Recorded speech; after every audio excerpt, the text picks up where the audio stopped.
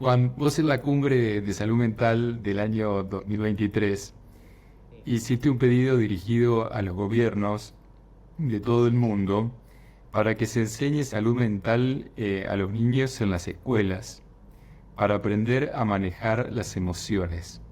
Wow, prestaste atención, me parece que una de las personas que prestó atención a lo importante de eso, sí, así. Sí, y me impactó mucho ese pedido en ese entorno. Me pareció súper importante y quería preguntarte qué te motivó a hacer tal pedido. Pero yo en la cumbre más o menos lo había tratado de resumir, viste que los tiempos no son muy generosos.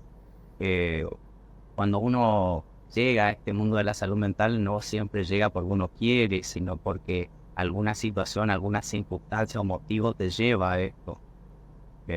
A mí hace 8 años atrás me trajo a este lugar algo que me sucedió y que marcó un quiebre en mi vida y empezar a vivir la vida de una manera diferente. Como yo lo decía en la cumbre, incluso me tomaba el privilegio de hacerle una chanza ahí a la colega de Oceanía, creo que era, eh, que le pregunta, que la pregunta que más tiempo te ronda en la cabeza en todo eso, puro sin por qué. ¿Por qué a mí? ¿Por qué de esta forma? En un momento yo le digo, why, te preguntan en inglés, pero ¿por qué? ¿Por qué? ¿Por qué de esta forma? ¿Por qué? Siempre por qué, por qué. Y es una respuesta que no llega rápido, lo dije ahí, y era justamente lo que yo después lo transmití, y era porque no nos enseñaron a manejar nuestras emociones. Yo de lo que se escribe y se estudia, como lo sabes, la forma de ser de grandes depende muchísimo de cómo somos de chicos, de dónde nos criamos, de lo que tenemos, de lo que no tenemos, de lo que nos inculcan, de lo que vemos. O sea, todo el entorno es el que te va formando para lo que vas a hacer después en un futuro. En este hombre, este ritmo de vida que se lleva, donde todo se fragmentó, donde el individualismo pasó a ocupar el lugar, se perdieron un montón de cosas que había antes, por ejemplo, remontándonos a épocas de piedra, por así decirlo, donde se hacían reuniones con los ancianos, se charlaba y vos adquirías ahí cierta formación, cierto conocimiento, ciertas perspectivas y maneras de ver la vida. ¿Qué tiene que ver eso con las emociones? Mucho, porque es lo que te va formando. Hoy en día el único lugar donde uno tiene para formarse eh, es la escuela. Enseñar justamente a manejar las emociones, la escuela, es tal, y esa es la respuesta a la que uno llega después de muchísimo tiempo de preguntar ¿por qué? De a mí, porque de esta forma, o sea, yo pongo a analizarme a mí, a analizar el entorno en el que juego hoy en día, todo conducía a un mismo lugar y era la escuela. ¿Considerás que esto que te ocurrió a vos, que me gustaría que puedas describirlo, que fue aquello que te pasó hace 8 años, eh, pudo haber sido distinto si hubieses tenido otro tipo de educación emocional, si hubieses tenido otros conocimientos, otros recursos? Eh, Esta historia que te trajo hasta acá, hoy, eh, me gustaría que la amplíes, que nos puedas contar en primera persona. ¿Qué te sucedió, Juan? Bien, bien. Bueno, todos somos parte de una formación, como yo te decía. Antes de colapsar, yo tuve una crisis, un brote hace 8 años atrás. Ujú. Había ya en mi familia antecedentes, digamos, de salud mental por parte de mi mamá. Tratado y siempre, que la salud mental siempre es vista, media rara. eh, Antes de que para toda esta movida de la ley de salud mental y todo eso, aún hoy en día se mantienen muchísimos prejuicios. Entonces, no era fácil para alguien acudir a pedir ayuda de salud mental, hablar con un psicólogo, a pedir asistencia. Y entonces, más tenía ya algunas cosas de uno por salud mental y la piloteaba así medio que por detrás, pero tenía. Eh, Uno cuando es chico no se da cuenta a veces de las maneras que tiene de reaccionar. Vos después te das cuenta en el en el tiempo, haciendo una visión retrospectiva. Entonces uno trata de llevar un montón de emociones sin saber cómo manejarlas y afrontar la vida como juego, sin herramientas. Es como que te subes a un avión, el piloto se descompensó y te dan el timón y vos tenés que pilotearlo. Y bueno, así venía yo en una vida en la que te enseñan que trabajar, estudiar, tener un título, plata, todo eso es sinónimo de felicidad. Viniendo de una clase media, media pobre, ahí os cuenta, siempre con deuda, siempre que no alcanza para ningún extra, lo que más uno piensa y que trabajando y que teniendo todo eso vas a alcanzar lo que nunca pudiste tener. Yo me enfoqué, digamos, en eso, pude estudiar, pude trabajar, pude conseguir todo lo que supuestamente me iba a llevar a alcanzar la felicidad y la verdad que me alcanzaba la felicidad. Cada vez esa felicidad que estaba, cuanto más tenía, más lejos cada vez estaba. Pensaba que lo que iba a tener frente a mis ojos me iba a dar la felicidad o lo que iba a tener en mano me iba a dar la felicidad y por el contrario, cuanto más tenía, más inestabilidad emocional tenía. Aguantando y es como un tanque que empieza a tener pinchaduras por diferentes lugares, empieza a perder y vos tratás de tapar esas pinchaduras como vos. Bueno, venís piloteándola hasta que hace 8 años de haber tenido toda esa vida, tengo una crisis de colapso. Fue como una bomba atómica con una explosión y una implosión, o sea, exploté hacia afuera y era internamente. Destruí todo lo que había en mi entorno y me destruí yo internamente.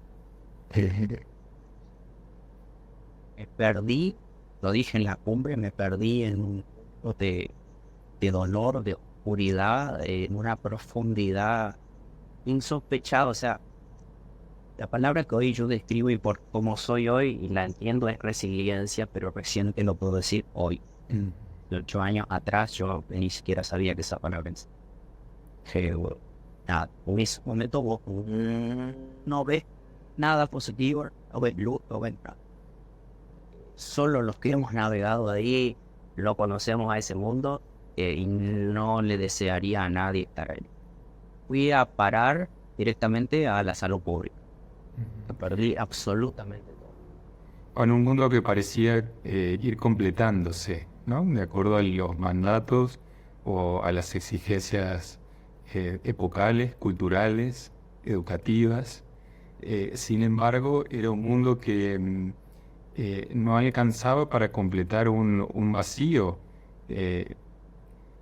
¿Podés describir esas sensaciones de oscuridad, de vacío? ¿Cómo era tu día a día en ese momento rodeado de todo lo que habías conseguido? En realidad es lo que la mayoría de la gente piensa, que te vuelves muy filosófico en esta etapa de la vida, te pones a ver las hormigas en los árboles y toda esa clase, te vuelves muy simple después de pasar por todo este proceso muy simple.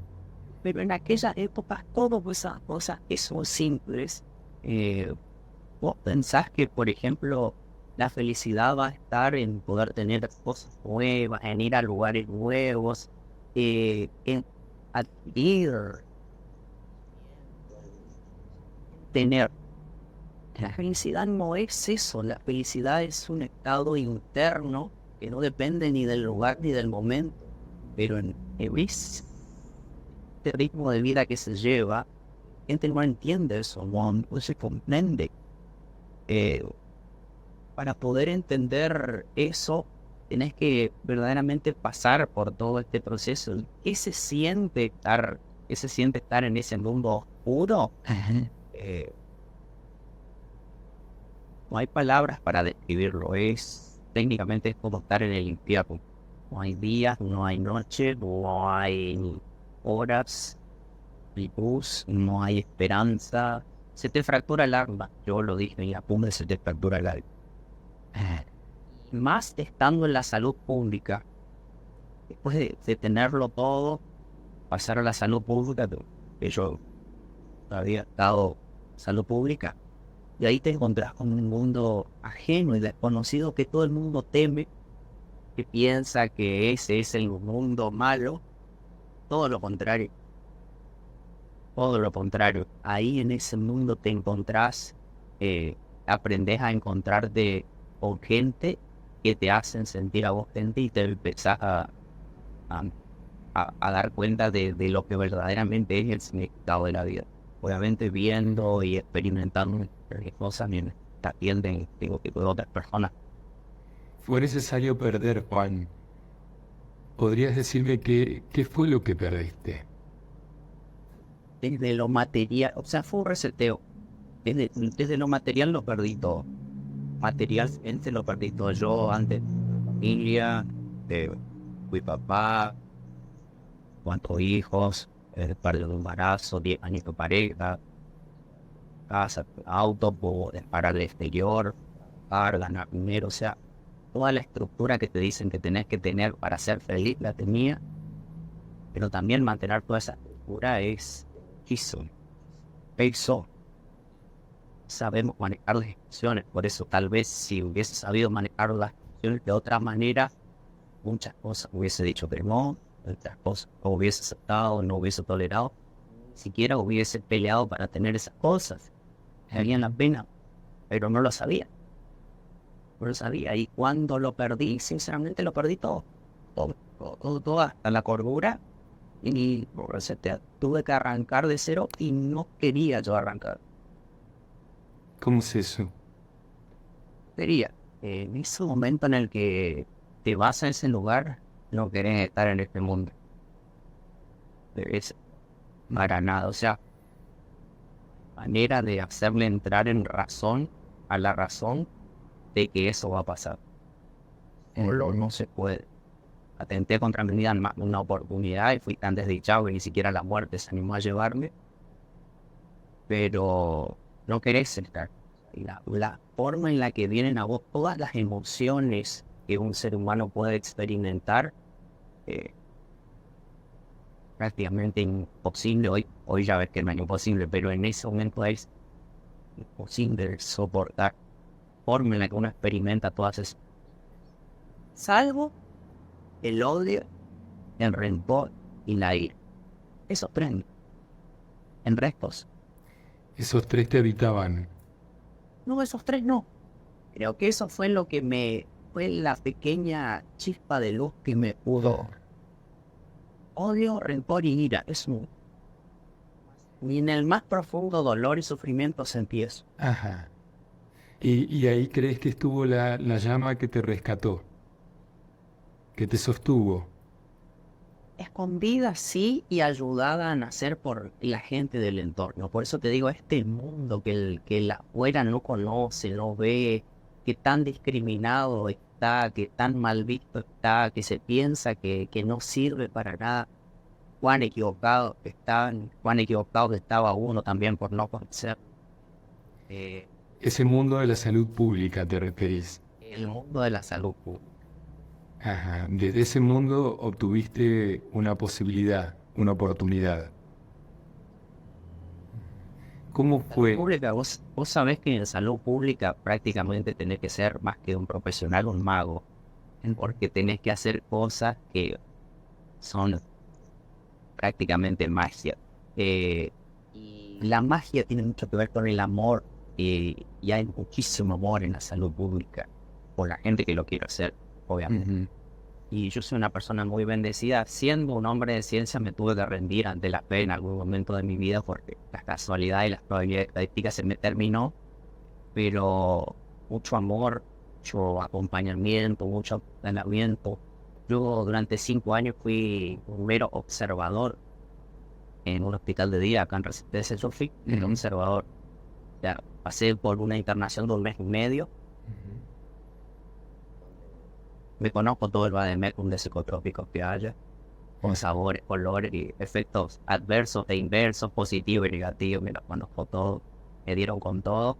Y cuando salí, no te digo que en blanco, pero era simplemente un cactus en la esquina. Fui a parar a un hospital y durante 5 años simplemente lo observaba y me fundía en ese mundo que va por dentro, porque la medicina te anestesia, pero lo que está adentro no se anestesia. Es dormir porque te hace dormir la pastilla y apagas la mente porque la pastilla te apaga, pero como eso va bajando el efecto, vuelve y en algún momento es una lucha que vos tenés que dar contra vos mismo. Solo no puedes. ¿Y se fue dando ese aprendizaje? ¿Con quiénes? De observar, de ver, por ejemplo, acá en eso es lo que se llama salud mental comunitaria. Acá hay talleres, tanto que tiene que ver la parte artística, tan acompañada de los profesionales, obviamente, del psicólogo, del psiquiatra. Acá hay talleres artísticos, arte, huerta, música, cerámica, educación física. Yo llegué ahí, yo miraba eso, yo vengo de facultad, entonces pues, si vos mirás eso, las cosas, sí, no están todos locos, menos yo, ¿para qué será que estarán haciendo cosas? En días, ¿para qué, por ejemplo, uno se paraba y hacía un acto, o entonces el otro pasaba y cantaba, y son cosas que a cualquier persona le da vergüenza, o dibujar, o o coordinar. Yo trataba de encontrarle la explicación científica, porque en ese mundo tratás de encontrar la explicación científica y dices, ¿para qué será? Y ha sido que el solo hecho ese de poderme a pensar de que todos estaban locos y que para qué hacían eso, o sea, era parte del proceso, pero yo no me daba cuenta en eso. Porque una cosa es estar en tu casa encerrado a su vez en ese mundo, y otra cosa es estar en ese lugar y además ocupar tu mente en tratar de interpretar qué es lo que están haciendo. Y pues, tiempo vos, y yo sí, como que querés a ver qué es lo que están haciendo, empezás de a poquito y te das cuenta, mucho tiempo después, se lo transmití ya a los que vienen ya de entrada, yo le digo esto, el taller esconde terapia atrás. No te voy a tener 5 años ahí que estés mirando y que diga que todos están locos y para qué haces esto, esconde terapia. El teatro te da la posibilidad de expresar cosas que vos podéis de otra manera. La música también, cada música tiene su estado de ánimo también, letras, te hace perder la vergüenza. Lo que vos más tenés cuando tenés algo como esto es vergüenza. Y es lo que más te impide crecer. Es que vos lográs romper esa barrera y entender eso que ponen esos talleres, más en acompañamiento, pues te digo, de los profesionales que también están orientados en la misma línea, todos reman hacia el mismo lado, están el resultado. Juan, ¿hay algún momento de inflexión que recuerdes como aquella situación en la que sentiste que estabas verdaderamente dispuesto a recibir ayuda, o que había alguien que te había tocado y te encaminaba en este camino de la recuperación? Y lamentablemente no es por un hecho grato, digamos. Por eso yo te digo, hace 8 años que estoy, pero hace 5 años pasé siendo un observador. Cuando llega la pandemia en el año 2020, todos los lugares se cerraron, bueno, el hospital de día también se cierra. El hospital de día también, además de ser un centro de recuperación, es medio como un refugio por ahí para todos los marginados de la sociedad, esos chicos que andan en la calle, que no tienen familia, que consumen. Y ahí vos encontrás una familia, encontrás gente con quien sentarte en una mesa, con quien compartir un montón de cosas que sí tienen y que son hermosas, pero que no se le da la posibilidad en otro lugar. Pero ya hasta ese momento, hasta el 2020, ya te digo, era un mero observador, con pequeñas intervenciones dentro de los talleres. Y cuando se cierra la pandemia, había un chico que iba con nosotros y que estaba con nosotros cuando funcionaba hospital de día, o sea, de 8 a 2:30, 1. Y entonces él era feliz, nosotros éramos su familia, y era como un perrito, dormía ahí afuera, vivía ahí afuera del hospital. Nuestro hospital de día está dentro de un hospital general, a su vez, está al lado de la internación, o sea, y inclusive, como dice la ley de salud mental, después hablaremos en por qué es así, pero y a mucha gente no le gustaba como que ande dando vuelta allá afuera por su aspecto, por su olor, por su esto, por su aquello. querían que no esté, que se vaya. Entonces, pero el chico siempre andaba dando vueltas ahí alrededor nuestro. Y de, 18 años. Éramos su familia, era lo único que tengo. Cuando se cerró el hospital de día, lamentablemente se cerró su casa.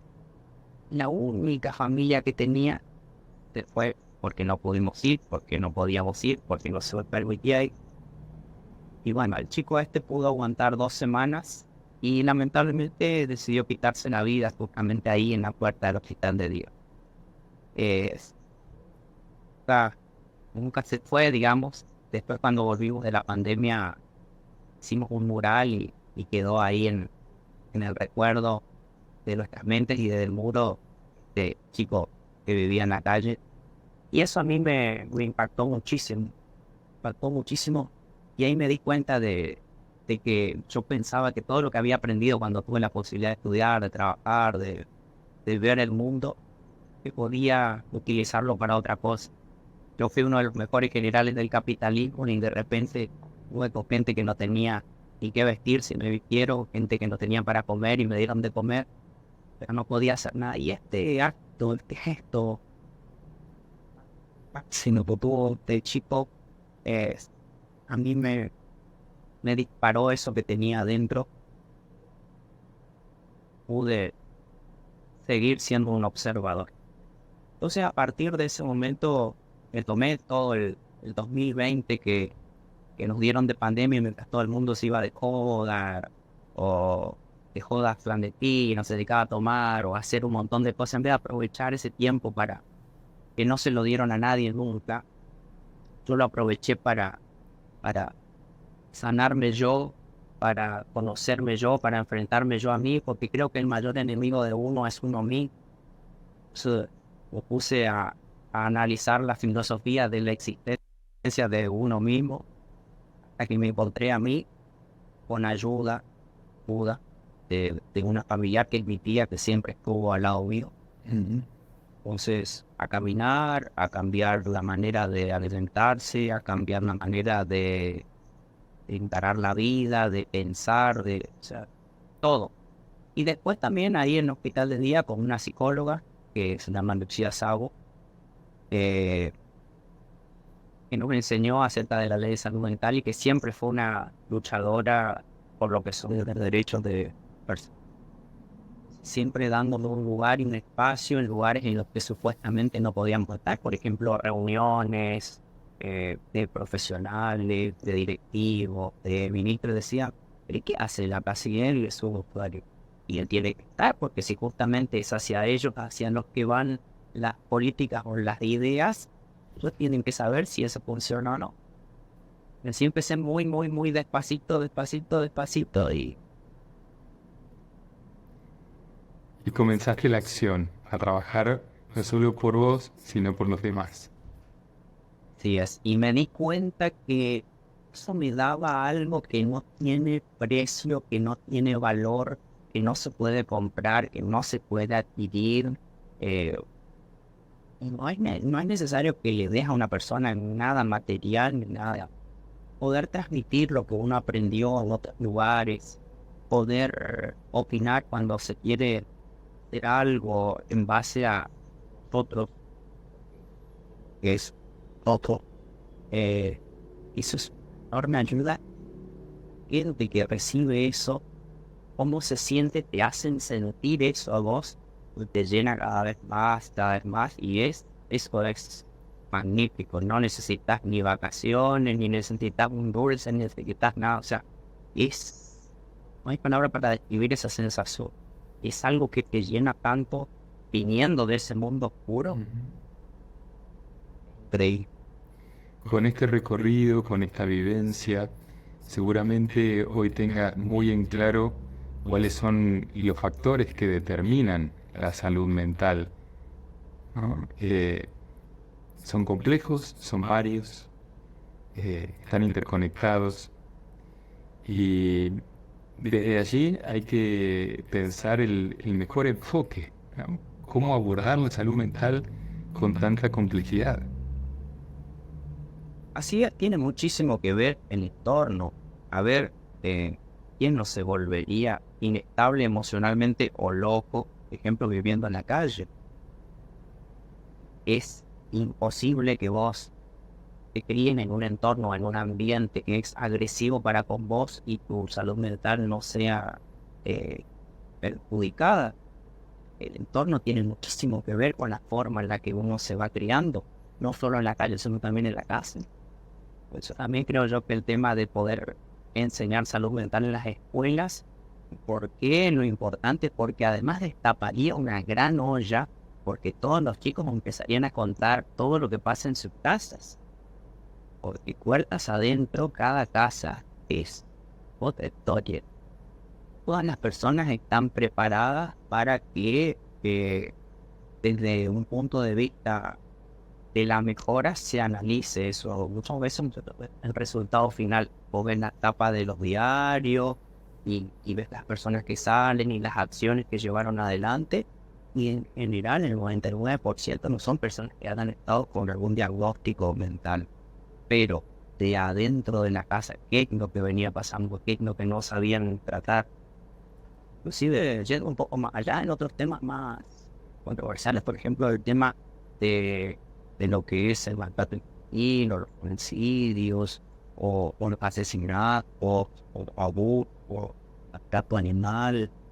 Todo eso son emociones que si ya de chico uno no aprende a manejarlas, y después de grandes es por eso lo importante de cuando se hable de salud mental, cuando se piense en una política de salud mental, se vaya ahí al origen, porque agarrar y encerrar perpetua o cercenar el final del camino, no, para mí no tiene sentido. Por más prevención y por más propaganda que lo hagas, el origen no está trasladado a otros lados. Las personas que están privadas de la libertad también. La persona que llega ya a ese punto, ese es el final, voy para atrás, de dónde viene, qué tuvo, qué no tuvo, qué le enseñaron, qué no le enseñaron, cómo aprendió a aplicar la emoción. Es difícil pensar la salud mental sin tener en cuenta el entramado social, sin un acceso a la educación, sin un acceso a la salud, empleo. Por eso pensar la salud mental solo desde el ámbito sanitario es algo absolutamente deficitario. El compromiso es intersectorial. Vos fíjate, por ejemplo, bueno, vos sos psicólogo, la gente que va a ver a un psicólogo, piensan que ustedes le van a dar las respuestas a todo, que le van a solucionar la vida, o que un médico me va a dar una pastilla mágica. Lo mismo la familia cuando no salud mental piensan que es como una gripe, que vas 15 días, te trataste, ya te recuperaste. Tenés toda la vida por detrás y es difícil. Por eso inclusive hoy llevar adelante, fíjate que ahora se está trabajando por la modificación de la ley estatal y lo que propone el gobierno, el volver otra vez en contra. Claro, la más fácil es, bueno, el deshago del problema y se terminó, pero no va, digamos, por ese lado del tema de la salud mental. Trabajo, como vos decís, trabajo, vivienda, educación, cultura, hablar, desestigmatizar, que cualquiera pueda hablar libremente sin sentirse mal, sin sentirse presionado. Creo que todo el país, en todos los ámbitos, cambiaría. Creo que salud, si no hay salud mental, entonces hoy en nuestro país lo que demuestra es una gran enfermedad de salud mental. La manera que tiene la gente de reaccionar, de responder, es un gravísimo problema de salud mental.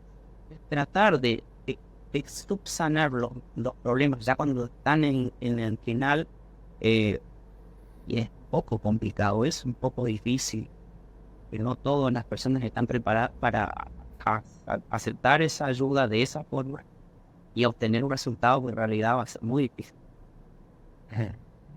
Sí, vos hablabas de cierta magia, ¿no?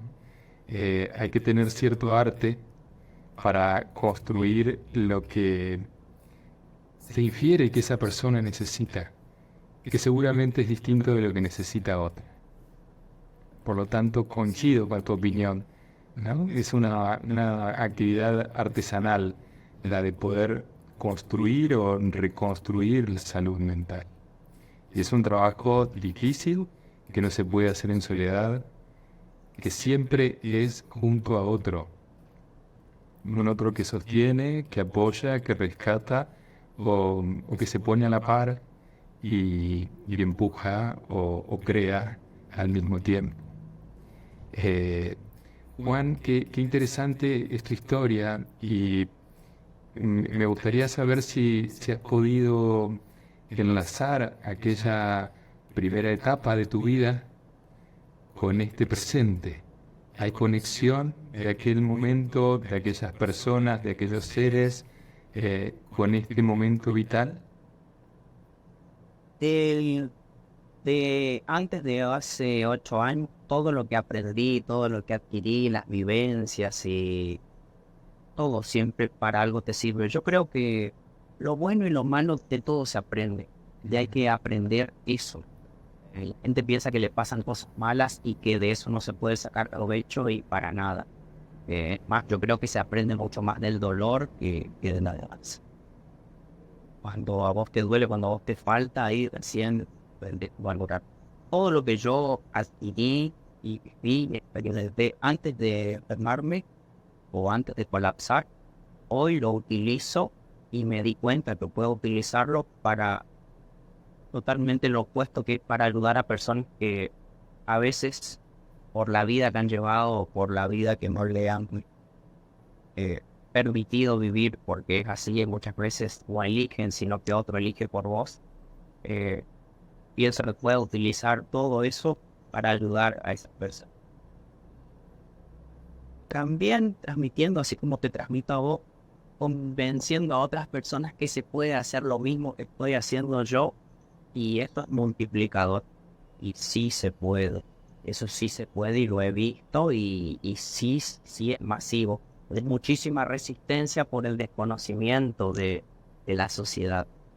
Pero una vez que vos podés hacer justamente lo que yo hago, que es transmitir la emoción de lo que vivís y de lo que sentís, y le contagiás tanto a la persona que no pudo tener la instrucción como a la que sí, y desde ambos lados los dos entienden y se ponen a la par, y eso es buenísimo. Tipo, porque le cambias la vida a los dos. Exactamente. ¿Qué le dirías a alguien que tal vez escucha tus palabras en este momento y que está en esa zona oscura, en ese mundo oscuro, que no ve cómo empezar o cómo encontrar la punta del ovillo para salir? Bien, bueno, mira, acá me ves, este ya es prácticamente el resultado final después de un larguísimo proceso que nunca ves el final. Lo que sí le puedo decir es que si aguantás por voluntad propia o adquirida, la fortaleza, la templanza, incluso cuantas otras características más magníficas que un ser humano siempre persigue, por las que te levantás después, cuando te lográs levantar, eh, es como estar en el cielo. Te levantás y eso es la resiliencia. Esa es la definición de la resiliencia. Cuando vos te lográs levantar de ese lugar oscuro en el que estuviste y podés verlo desde acá, la fortaleza con la que lo haces es magnífica, y mirando hacia atrás, valió la pena todo ese recorrido que no lo querías hacer, pero sí, ese es el resultado final. Si pudieras elegir algo para agradecer, ¿qué agradecerías? La vida en sí, creo yo, después de haber atentado uno contra la vida, es para dar gracias. Cada minuto que pasa no es un minuto más, es un minuto menos. La vida, ya, muy interesante de concebir la vida, porque a partir de esa concepción de la vida vos le das otro valor a las cosas. Por eso te decía yo, amanecer cada día que arranca es una nueva oportunidad. se puede aprender de todo lo que le pasó a uno en la vida. Agradecer la vida es lo más importante, y más que para uno, para el otro. Regalar la vida de uno para el otro te llena de algo que no tiene palabra de describirse, que es como un dulzor. Gracias, Juan, por transmitir tu historia, por alzar tu voz.